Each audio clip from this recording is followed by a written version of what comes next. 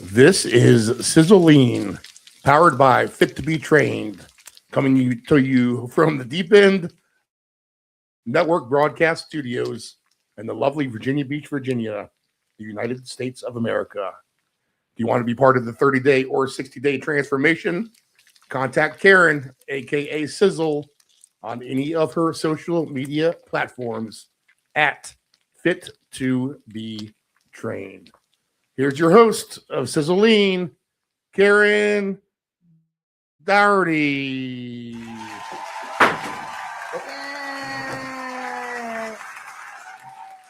Are you okay there? Yes. My phone survived. Friday. I thought that sounded like a phone. Happy Friday. How are you? Happy Friday. Oh, I'm just kind of set way far back. Let me get up closer. Sorry about that. The weeks go by so fast. It feels like I was just here. This week went so fast. It was a good week, though. Did you have a good week? It's almost St. Patrick's Day. I know. My son's birthday is on St. Patty's Day. My grandfather's birthday. Wow. Yeah. Are you Irish at all? So yeah. It's very sure. celebratory. My father's birthday is on St. Patty's Day. I purposely tried to have my son on St. Patty's Day because my date was like around it. So I succeeded. So my boy, he loves it too. He's like, wow, it's like everybody's in a good mood and they're just partying. Oh, everybody loves it. I know. And I'm like, and it's all for you, son. It's all for you. You're welcome. But yes, the days are marching on. Spring is on its way, and it's even kind of given us some previews here in Virginia Beach, which is nice. We had kind of a tough winter. I don't like whining too much because I have clients that are in the Midwest. Jersey got pounded just recently, so we did pretty good, but it was cold, wasn't it? I mean, it looks like the Northeast is going to get a lot more rain this weekend, I believe. I saw. I thought it was supposed to be warmer than it is right now, so I was. Yeah, today they said it was going to be like the last 2 days, and then kind of have this unexpected chill in the air. And when I checked the temperatures, they're about 10 to 15 degrees lower than what I think they thought. I know, right? So wherever you're tuning in from, I hope you are enjoying your day, preparing for spring. It's daylight savings weekend, so that always helps. Yep. That helps you kind of get your head in the game. And as a fitness trainer, it's a great time for me to go try That's why marketing. I've been waking up so late this week. Right? I'm like, why am I sleeping till 9 o'clock? Well, it's springing ahead, so you're getting ready to spring your clocks ahead. It's fall back, spring forward. So get ready. And next week is a new week. And spring can be tough, because you lose an hour. Yep.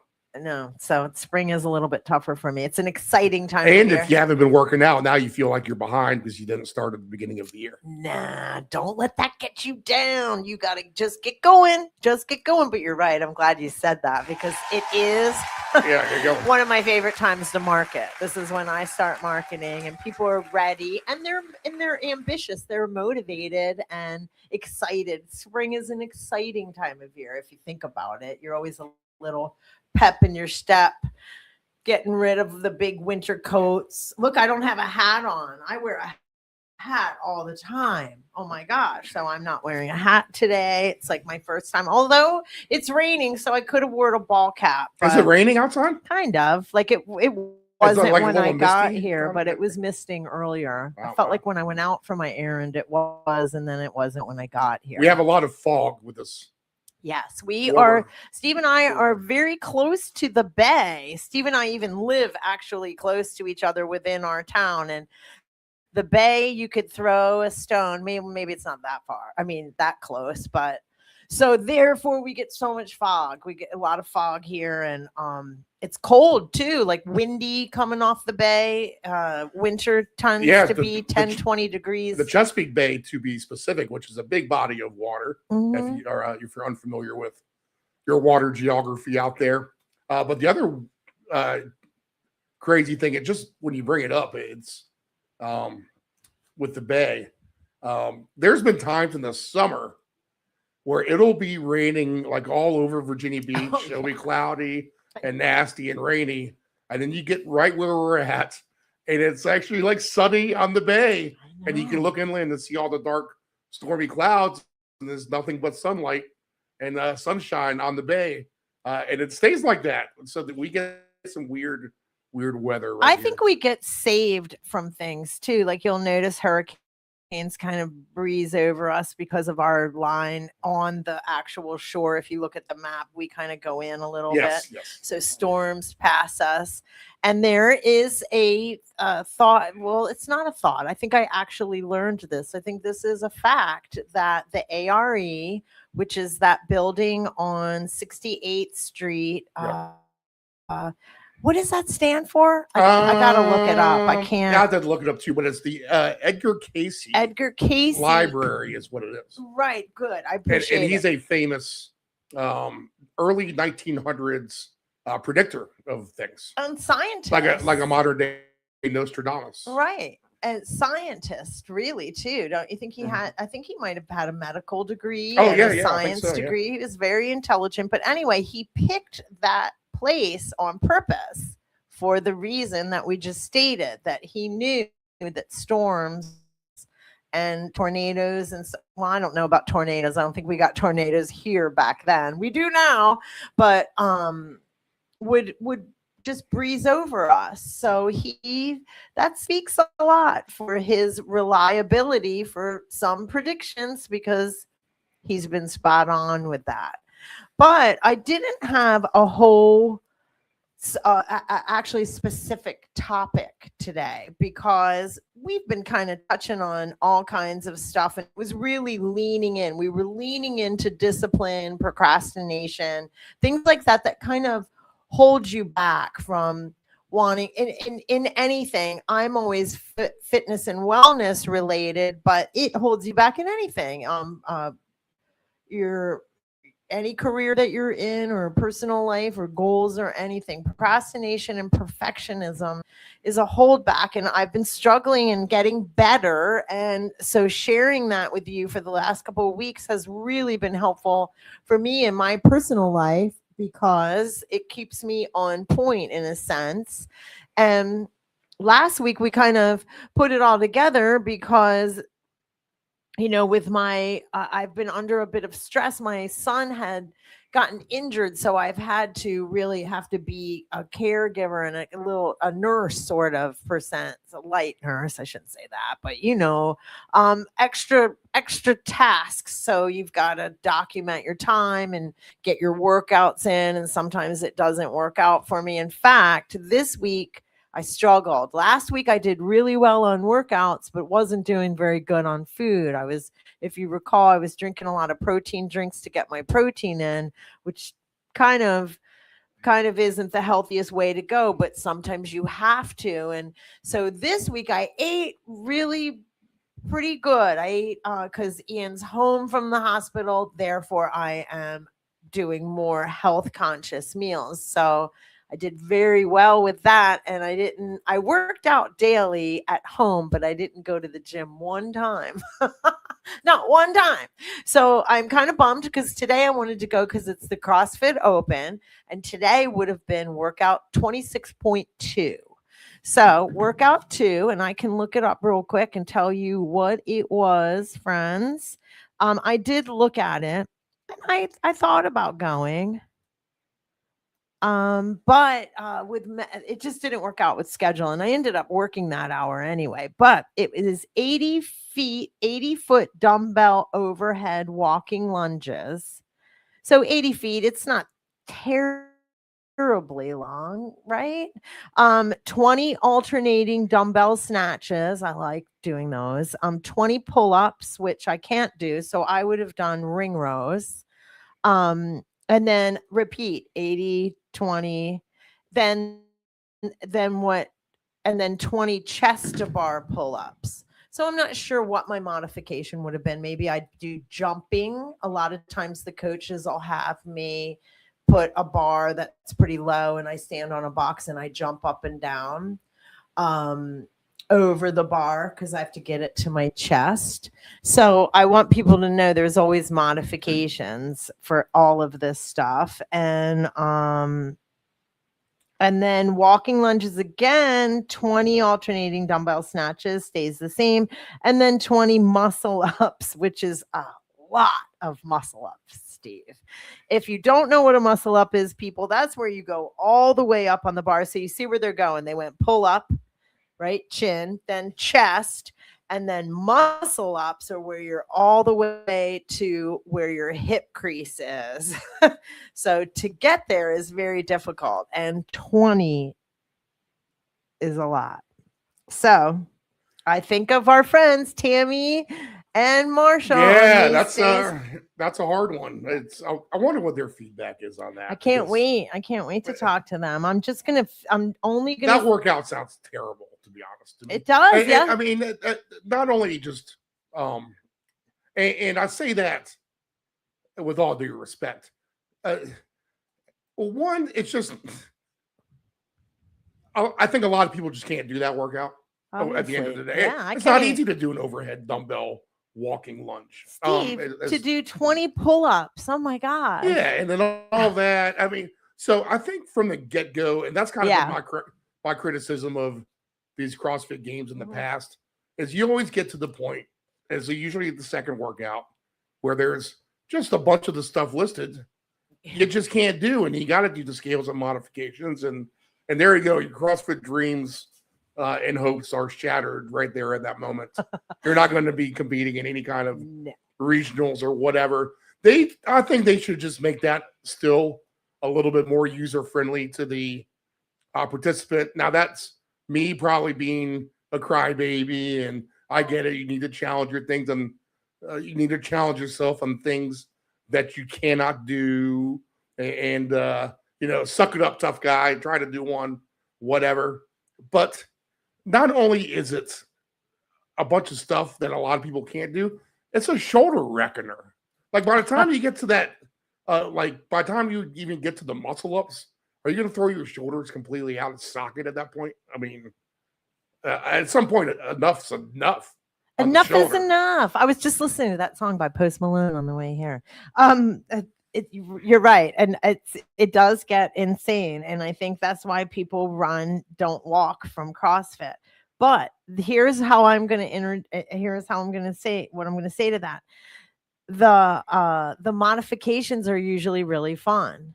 So, like I said, for me, I can't do 20 pull-ups. Yeah, and a lot of people can. Are fun, but they don't count if you're trying to do, well, you have to just be realistic. Yeah, I mean, I am the person that far anyway, I guess. That's trying to let people know that you need to be realistic in this life, what you can and can do. This is not a normal workout by any means for normal people. And granted, you walk into those rooms and there are people that can do this. And actually it's got a time cap, so they're not going to get through it most likely. Right. It's got a 15er on it. But there are that exceptional, and we as CrossFitters need people to know that there are a few people that can do it, and we celebrate the hell out of that. There's usually one or two in a gym. You know what I mean? One, two, maybe three, depending on the side of your CrossFit. Plenty of people can do that workout. Oh yeah, I mean, absolutely, for sure. But time cap wise, it's almost impossible. That's what I mean. There's not. What is the time cap on all that? 15. Oh yeah. 15 minutes. Yeah, and you've got 80. Even 20 pull-ups. Even the best athlete might have to take a break. Mm-hmm. So you're killing time. 20 minutes goes fast when you're doing 80 dumbbell over. I can't really picture what 80 feet is though. So that's a lot of it, because some people can walk pretty fast. 25 yards. So that's I mean vision wise, looking. I can't get it in my head. I don't. If you have an average sized backyard, I would say it's the length of that. Wow, so it's not that far at all. So I would say it's from. So people will get through from your house. I would say it is exactly so if we're standing at the exact corner where the street sign is, at your house, Karen? Yeah. And then if you were to walk to the far or to do that to the far side of your driveway, I would say that's pretty close. Oh. Well, then I'd have to retract what I just said. There are people that will. Or from here. Well, wait, 20 muscle ups takes a long time. From here to, like the corner where the ARE is from the bottom of my driveway would be just to the corner. That's probably about 30 yards. So a little bit less than that. Okay. Yeah. Once I got a visual on it. Yeah. I mean, but anyway, well, I'm not going to waste any more time on that. I just wanted to, I wanted to go this morning and participate in my version of what that would be, which is kind of hilarious. I get kicked out right away because I'm doing ring rows for pull-ups. You could do a banded pull-up. People could do that, but it takes time to get in and out of the band. That's the thing. Right. With these, but so I didn't have a whole bunch to talk about. So what I did was, and I've been so busy, like I almost was like, should I just take a week off? And I really got to get some guests lined up. I've got a few, but they're coming later in March, obviously. And I thought, all right, well, I've got a pile. These are all my podcasts. And I thought I'll just open up to whatever. And then Steve was like, I'll ask you questions. And I was like, that's brilliant. So shoot. What would you like to talk about today? Want me to throw me right there? Throw me some questions. Ask me anything. What was the first sport that you played? I guess swimming. I would have said field hockey. That's what comes to mind first. Well, so tell me about your swimming and how you got into field hockey. Okay. What made you get into swimming? How did you like it? And then same thing basically with the field hockey and just okay, cool. I got into swimming because we belonged to a pool, like a swim club. Right. I grew up in Cherry Hill, New Jersey, which is it's a pretty nice town. And I joke around because I'm like, well, I'm from the poor side. And I got put in my place when this older gentleman, I was pretty young and he was about my age now or maybe older. He goes, kid, there ain't no poor side of Cherry Hill. Okay. Get it right. And I was like, yes, sir. Because I realized it was affluent. There was just a lot of real big wealth. So if you were middle class, you felt like you were poor, but I was nowhere near it. My father provided very, very well for my brother and I and my mom, and we lived in a nice suburbia of Philly. Okay, so you're more Philly suburbia. Oh, than very much. Most fathers worked in Philly. Okay, as a matter of fact. So I belong to a swim club, so that ought to tell you right there. Right. There's swim clubs, like each little neighborhood has its own club. Yeah, you got a neighborhood pool. And then we all go against each other in competition. So I was always into athletics. Like Bernie Perrant was the goalie of the Philadelphia Flyers back then. We're talking late 70s. And he lived across the street from us. But I have to tell you that hockey players weren't making a lot of money. So it's not like well, you probably know sports in general. There was a time where they weren't. Yeah, absolutely. They were normal guys. And then hockey got more and more popular. And I'm not saying that they don't make money. They didn't even back then, because Bernie left our neighborhood because he became pretty darn successful and was moving up. They were paying him more. The Flyers were paying him more and more. But he would play football with us in the street. Then the guy that moved into the house, and he specifically moved into that house because he was a huge Flyers fan and wanted to live in the house that Bernie Perrant used to get a little buzz on and be like, Bernie Perrant pissed in my toilet. Excuse my mouth. But that's how much of, Philly fans, whether it's football, baseball, basketball, or hockey, they are devoted fans. They will buy houses just because somebody lived there. And anyway, so it's a kind of a sports street. Like we had a lot of kids on the street and we played a lot of sports all the time. So I was really into it. And we were outdoors a lot. And then I got into swimming because I belonged to the swim club. And that's what that was the sport. So I was like, all right, pick me, I'm going. So I was pretty good at it too, even as a little kid. And then the only thing I do want to talk about swimming about was I was good at butterfly too, which is one that's harder to do. So you get more opportunities when you're good at something that a lot of people aren't. And so I got to do the IM, that's the individual medley where it's butterback breast free. So I got to do a lot of fun races and relays and stuff like that. So I was introduced to fitness sports pretty then. I was pretty small, you know. And then field hockey came in junior high and I loved it. I the reason why I want to talk about swimming though for a hot second. So I quit swimming and my mom goes, "Why are you quitting?" And I go, "Because I ain't winning no more." And it didn't take long, you know, that I really liked, I'd hang all my ribbons up in my room and the blue ones were the winners. And second was red, I'm pretty sure. And then green. And I don't remember what fourth place was, but we'd get ribbons for fourth place up.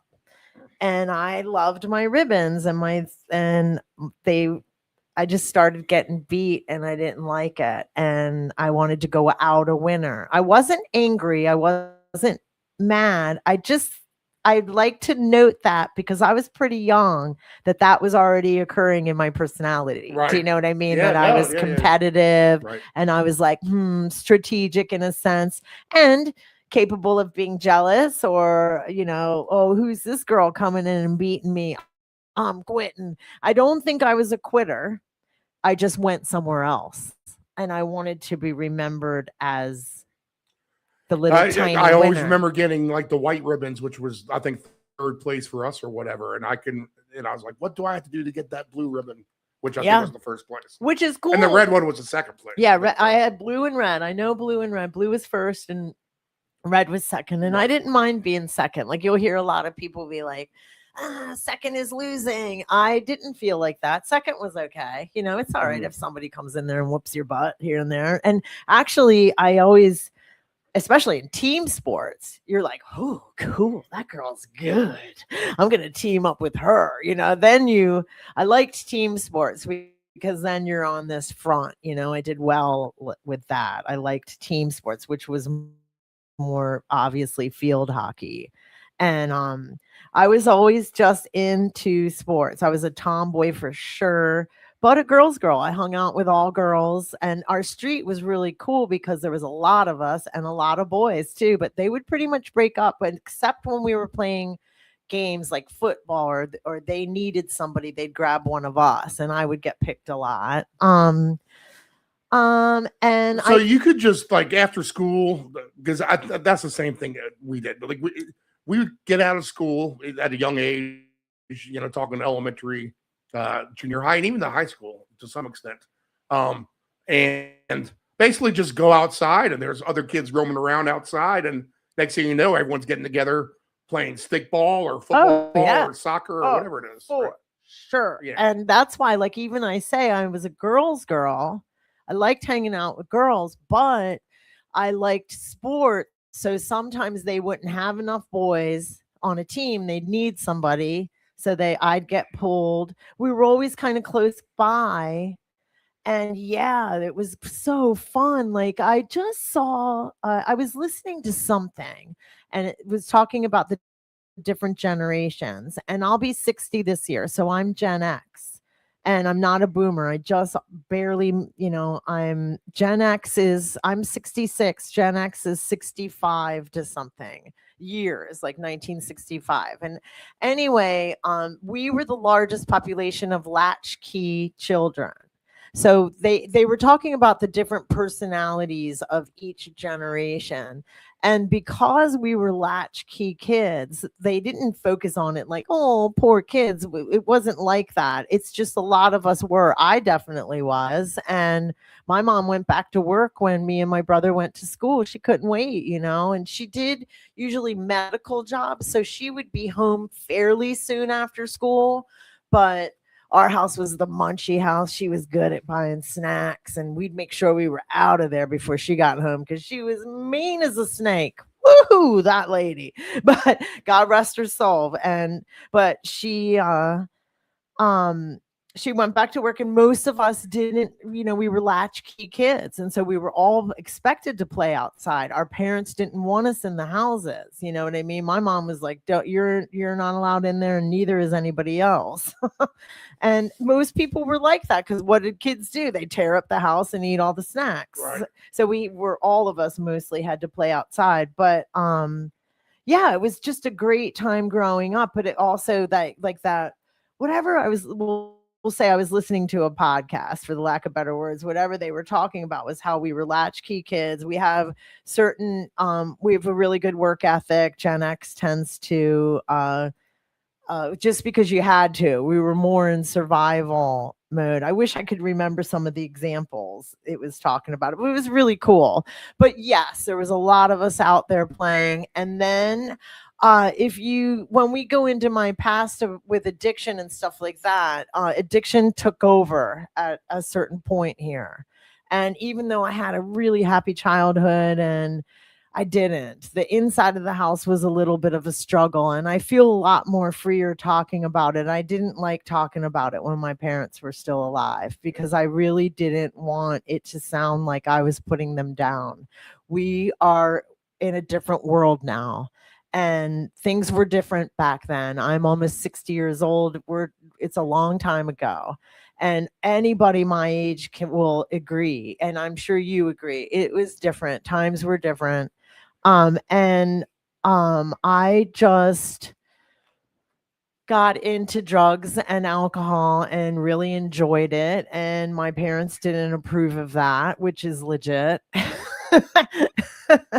And I was what is called, what did they used to call us? Incorrigible. Incorrigible meant that you couldn't be handled. You were like a feral cat.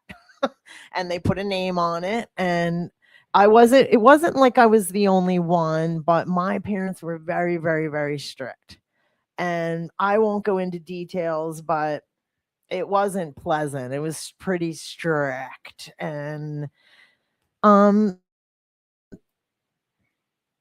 anyway, I went into a group. I ended up not living there anymore, like by the courts. And so I went into foster care in my 9th grade year. I made it. Wow. Okay. So I was in Cherry Hill East, and I would have continued to play field hockey. And me and my girlfriend always joke, because we're like, we could have went to any college we wanted to. But in 9th grade, I mean, you couldn't have been that bad. I mean, it's not like you're a super bad kid, right? I mean, I wasn't a bad kid. A lot of this just over-exaggerated. I wasn't a bad kid at all. Yeah, I mean, I was a great kid, if you ask me. I just had a drug problem. And I had a drug problem because of the crap that was going on at home. It was a lot of stress. There was a lot of fighting. Now, people are diagnosed with mental illness. My mother had mental illness. She was legitimately diagnosed. Like, she never got diagnosed, to be honest. And if she did, I never shared it with I mean, she could live a life, but I mean, our family obviously broke apart. My mom and dad got divorced. That was back in the day where you stayed, the fathers would stay in the home. It didn't matter if it was World War III. It didn't matter. Divorce was like a no-no. I remember when divorce started happening. That's how old I am, where it was like gossiped about, like, oh, did you hear so-and-so's getting divorced? I do remember our parents would be like, oh my God. Yeah, there was some sort of a stigma to it. There was definitely, and it was negative, and it just was different. And back then, everything was like I don't mean to go off on a tangent, but I want to use an example, because America's Next Top Model has a documentary out right now on Netflix, and it talks about how abusive that situation was. And America's Next Top Model was late 90s, and that's not even that long ago to me, but it is, because I was in my 20s, 30s. In 92, I went to Minnesota. I mean, God, but anyway, in that programming, they're all going over it now and they're like, oh my God, it's so abusive. It's so abusive. And the one guy's like, that's just how things were back then. And none of us are saying that it's right, but the world was much different. And the new generations have changed things in a positive manner. Some things are a little overchanged, if you ask me, but I'm an old lady. What do I know, right? It's a new world. And I feel like, okay, I'm just going to enjoy, I'm 60, from 60 to 85. I feel like I get to just kind of chill and do what I ever, I've already done my changing of the world stuff. So the young generation are a lot more strict with, what is considered abuse and what isn't. I mean, I come from the don't tell generation. I would tell you despicable things that happen to a lot of us, and I can only really speak for myself, that I just didn't tell anyone. You just didn't talk about certain things. Does it bring mental anguish? Yes. Is there drug addiction often involved to cover up mental anguish? Yes. So it's trying to, I feel like I'm in a threshold here, and I enjoy being with the younger generation and even being able to participate in something like this, like a podcast where you get to talk about, because I was from the do not talk generation. So it is nice to be able to speak freely now. You can speak much more freely, but then in a sense, I can't too. So it's a different, I think the world is trying to figure things out right now with what is considered abusive, what is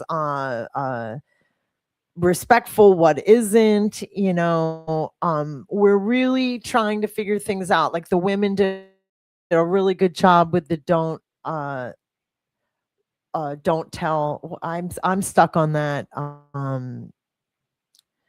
What am I talking about? I mean, the whole big thing where the women were just say no, or what was it? Oh my God, I feel like an idiot right now. So, well, just say no is the drugs thing. No, the big movement, the women's movement that we just had. Oh my God, I feel like an idiot. Here I don't know about the women's movement. You would if I said it, because I used to joke about it. I was like, how come that never happened to me? I am woman, hear me roar. No. But I'm going to skate over this because I know there's a lot of women listening going, oh my God, Sizzle, come on now. But I like how the young women are, speaking up and expecting, if a woman says no to a man, that means no. And if he doesn't behave, she will tell.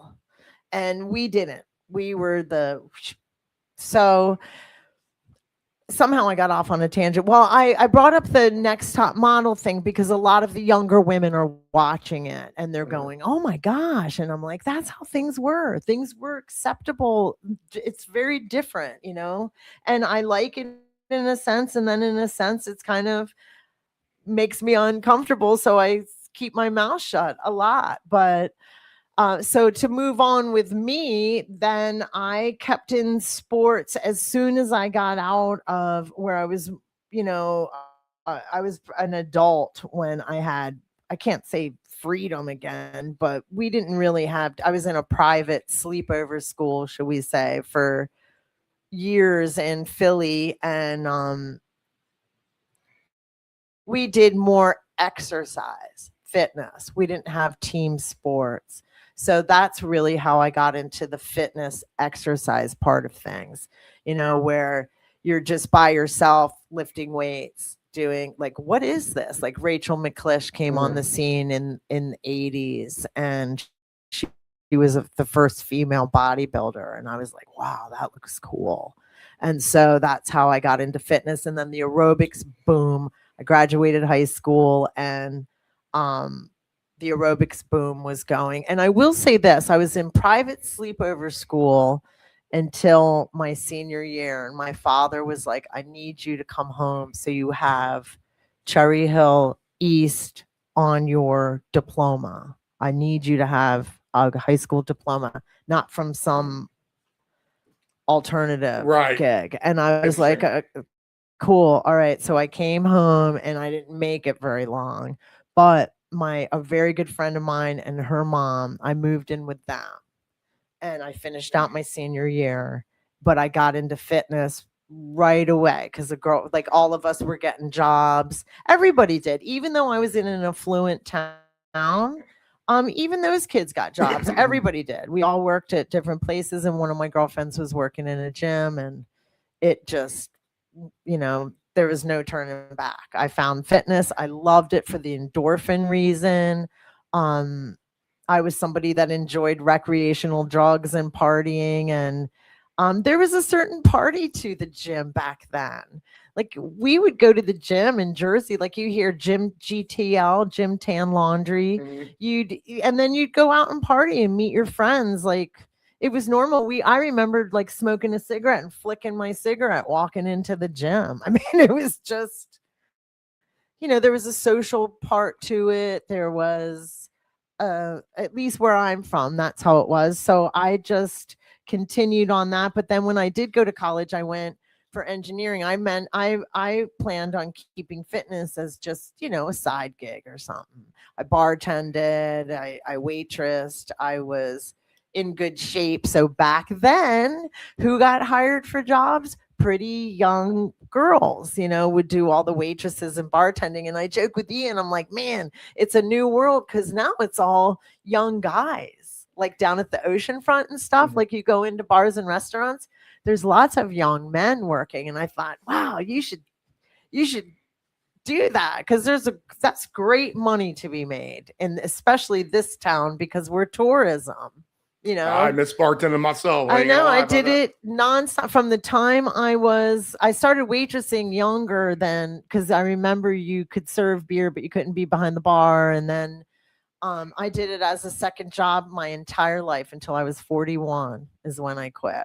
And I wouldn't have. I got into a relationship and Ian needed me and it just, I didn't do it anymore. I had my regular job, my fitness job. And then, really, I did a little part-time bartending when Ian was a little baby. But that kind of blew that out. Once you have kids, you got to be home and a lot more. So, but I agree with you. Bartending was fun. It was great money. And, but like I said, fitness has been my entire life. And when I heard Arnold get interviewed and he was like, the young guy's like, so why do you go to the gym every day? And he was like, it's kind of all I know. It's just what I do. I'll do it until I'm dead. It has nothing to do if I'm a star or not. How old were you when you first lived by yourself? Oh, totally by myself? Yeah. 17. I was lucky enough to graduate young because my birthday is August 16th. So when my mom... So you were 17 and you lived by yourself? Yeah, like I moved out because remember... do you think that propelled you into party mode a little bit more? Well, I had more responsibility because I had to pay rent. No, we partied no matter what. Yeah. There was no more or less. It was more all the time. Right. Like and I hate to say this, I definitely took it to a different level. But it wasn't like I was the only one. Like I hung out with, and it was fairly normal until it didn't get normal. Mm-hmm. Like I think people think of people that have addictions or problems that it's like Skid Row or like all like stigmatized to like only lowlifes or whatever, and that is so not true. It's across the. It's just doctors, it's lawyers, it's everybody, it's everyone you can think of, and it sneaks up to anyone, and it can be like I was totally normal like everybody else, like in a normal situation in the 80s, which was high voltage partying. I mean, I have to say that. Unless it was just my group. Well, I think even it was my mom, everywhere. in a more subdued way, my mom was just a pill popper. And then you just cross and she'd just sit there and chill and drink her wine and be quiet. But I mean, my mom she was popping volumes left and right. Yeah, that's what they gave. You remember the Rolling Stones song, Mother's Little Helper? My mom had so many pills that me and my brother would go through them. And God, this is, I don't like saying this, but I did it. Like we would sell some of them at school. Yeah, of course. We were just talking about this. The lady was dropping off from Centera. A lady my age was dropping off some medicine for Ian. And we were talking about that, like just how, like, thank God we didn't have cameras and all kinds of things like they have now, because we would have looked like inappropriate people, but we really aren't. We're really nice. We grew up to be very nice, responsible adults. It's just the 80s does have a reputation for being a little bit drug fueled, and it was for sure. And I hung out with really normal people, but I kind of would veer off to, should we say, the left or the right, go off on my own, and got a little bit deeper into drugs. And I was able to hide it, but then I wasn't. And because of my parents, the situation with my parents, going into foster care, I went to a school called The Bridge in Philadelphia. And my dream has always been to open something like it because it worked. And there was boys in there and there was girls. And obviously we were split up. But there was like 150 of us. Maybe I'm wrong, maybe 100, but it was a lot. There's a lot of us. And it was a very healthy environment. I was safe. I was straight. I couldn't use drugs when you were in there. There was 4 rules. You couldn't have drugs. You couldn't sexually act out. You couldn't lie, cheat, or steal. And you couldn't, and maybe there was 4 norms, they called them, and the lie or steal, sexually act out or use. So there was 4. And out of all those kids, which is a very rebellious age, pretty much most of us abided by it. I did. I definitely did. And you know why? Because they gave us respect. They gave us self-respect, even as children, and a lot of times children are just told what to do, know why, know this or that. It was really a formula that worked. They gave us therapy. They schooled us, and the state paid for it. Actually, it was private too, because my Nana, who was a school teacher in New Jersey, so we know she didn't make a lot of money. She funded what, wouldn't, I'm sure they had, anyway, my Nana funded that. And so because of that program, I still have friends from there that I talk to almost on the daily because of Facebook, that some of us have battled addiction through our lives, and we've lost a few, obviously, as you would imagine. Sadly, we've lost a lot of our peers, but there's quite a few of us that are still running, still going, and still talk almost on the daily, I have to say. And you can only imagine how much I cherish those friends. But because of that education that I was given in my 20s, if my addiction got too far, I knew what to do. I knew to go get help. I knew there was help. I think a lot of people aren't aware that there is help, and it's and you can get it, and nobody's gonna what's that word, stigmatize you or make you feel bad. Or the people that are in the industry of getting people sober are caring, loving people. That's why they're there. So you never have to feel embarrassed or ashamed or anything. So I knew that from the very beginning of childhood, that I loved partying, but if it got out of control, I was going to have to call the doctor of some sort. And I did. I had to several times through my 20s. I'd try and get sober, and then I get back into it again. And finally, and most of my problem, Steve, was alcohol. Because alcohol fueled everything else. Like if I was drinking, then I wanted drugs. I knew if I got rid of the drinking, the drugs would go away.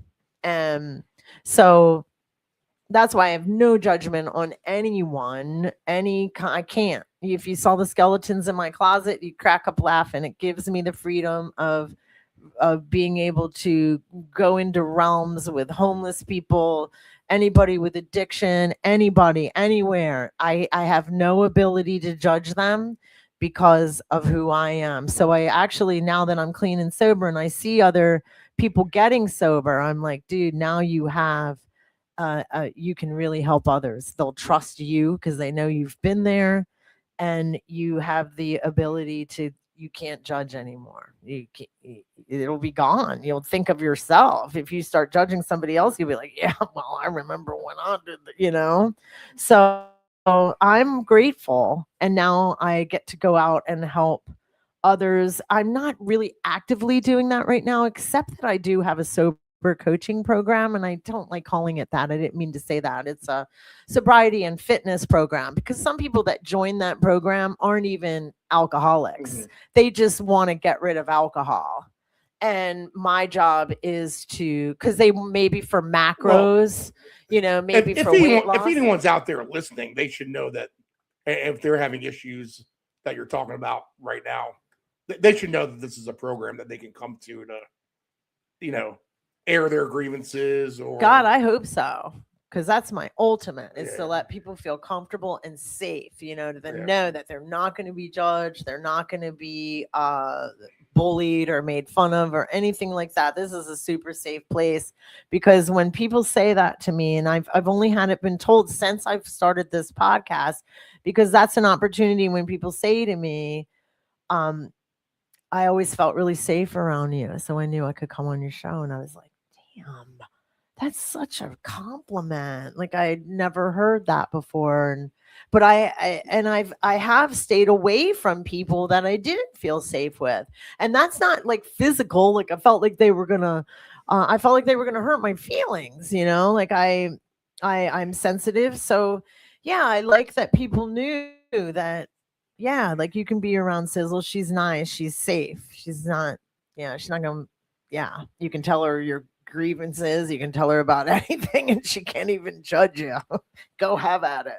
So I do love that. And about my job. So I really like it when I can go into the trenches, like go into the homeless shelters and do stuff like that. I'm not doing that right now just because of time. But that's going to end pretty soon. Like, I'll be able to get back there doing that kind of work. I really want to start working for Samaritan House. Samaritan House has a whole human trafficking division where, this stuff with human trafficking is a problemo, and it's a huge in our own city.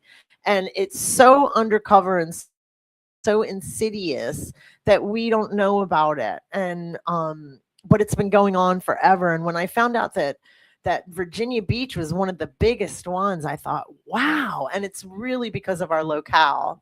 It's because of where we're located in from Washington and all the 95, and because of all the major. We're right in the middle of Florida. Yeah, we've got a really good pipeline in New York where they can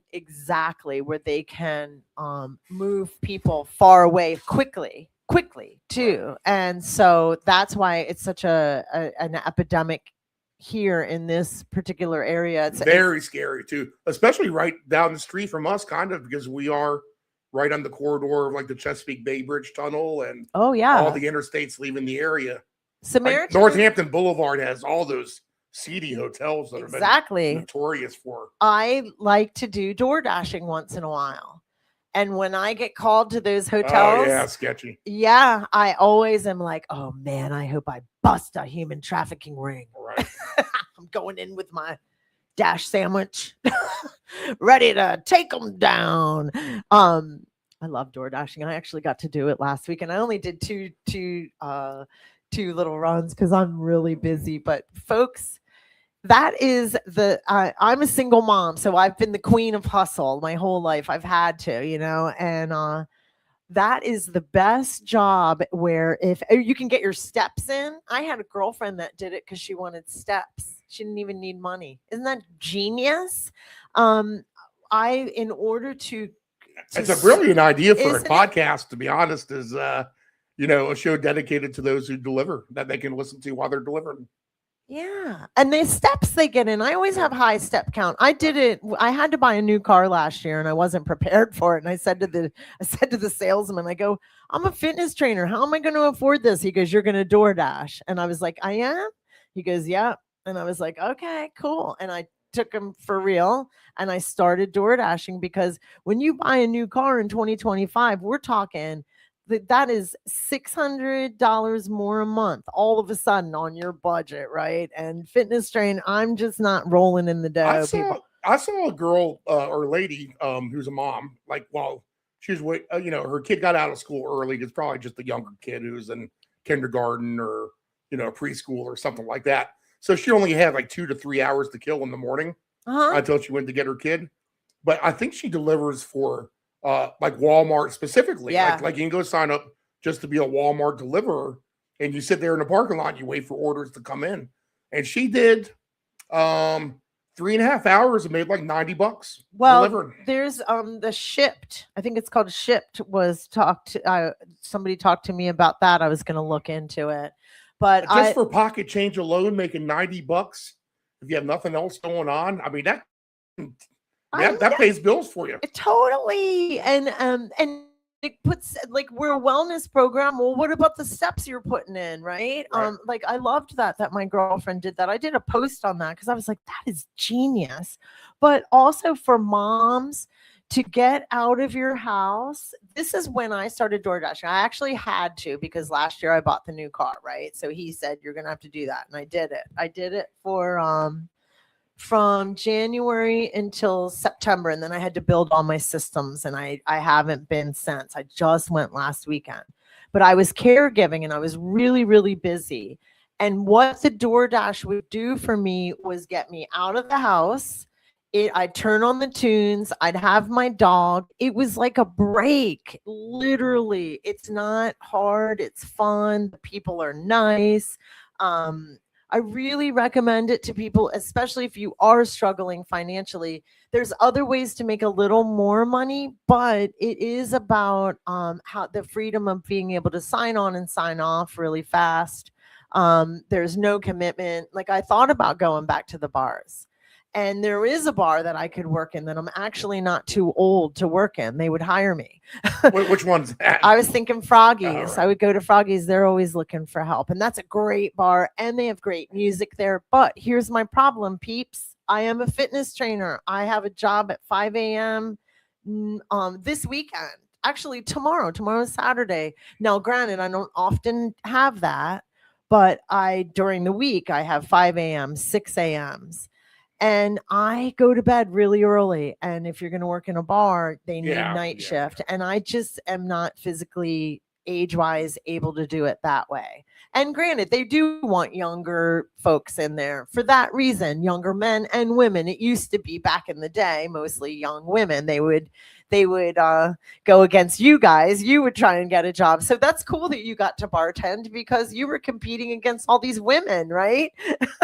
They call it sometimes that would happen to you guys. We are always saying you guys get all the jobs, but when it comes to waitressing and bartending, women used to rule that game, and now men are in there. And I didn't mean to get off on DoorDash either, except that it is great for mental. That's what I would use it for, to get out of the house, because I even work at home too. And I couldn't really afford to just be driving around aimlessly. So I kept DoorDashing. And so I'm doing that again. I'm going to try and see if I can I know we're not supposed to, my generation, we're never supposed to talk about how much we made, but you know how much I made last year in DoorDash? $3,000. Oh, wow. Nice. That's not bad. Now granted, I know some people are like, well, that's nothing if you really need a part-time job. But $3,000 to go get my head together, because I was kind of feeling overworked or overwhelmed. It's a good trade-off. So I'll probably keep doing. Like I said, I don't know if I told you, I broke the seal. I did 2 deliveries on Saturday, and I made $17 in 40 minutes. And I signed off. That's what's so great about DoorDash. You just do 1 or 2 and then you're done. But I always think, are people going to think I'm unprofessional or whatever? Who cares? I used to care what people think. I don't care anymore. That's another thing that it's just, you're lost in the DoorDash conundrum of the universe. No one even knows, Right. Like, well, I mean, like, I don't know. But anyway, so ask me another question. Well, we are short on time here. So I didn't even. Yeah, we're 55 minutes deep right now. Oh my goodness! So that's it. So that we really don't need to go any more We'll do part 2 next week. I got plenty more to ask you. Oh, you do? Just give me a hint. Well, I was going to go beyond what you did as a kid in sports and talk about role models and stuff like that. Okay, cool. But yeah, that would be a good one. Who were my role models? The kid story with the sports when it's everything. So there you go. And I like the role models thing though. All you had to do is open up one little can and then all the worms pop up. Well, that's why I knew. I was so grateful because I was like, God, I don't know what I'm going to say today. And you're like, I'll ask you a few questions. And sure enough. Yeah. But we'll do part 2 next week. How about that? Okay. Or we might be having a guest. Oh, okay. Yeah. We might. I'm not really sure.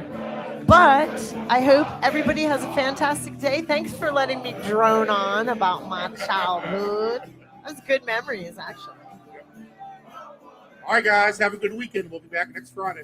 I can't believe it was 55 minutes. That's hilarious.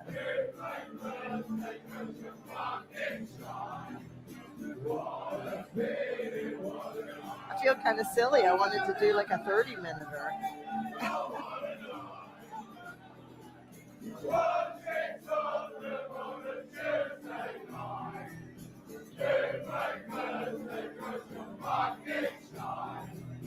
What?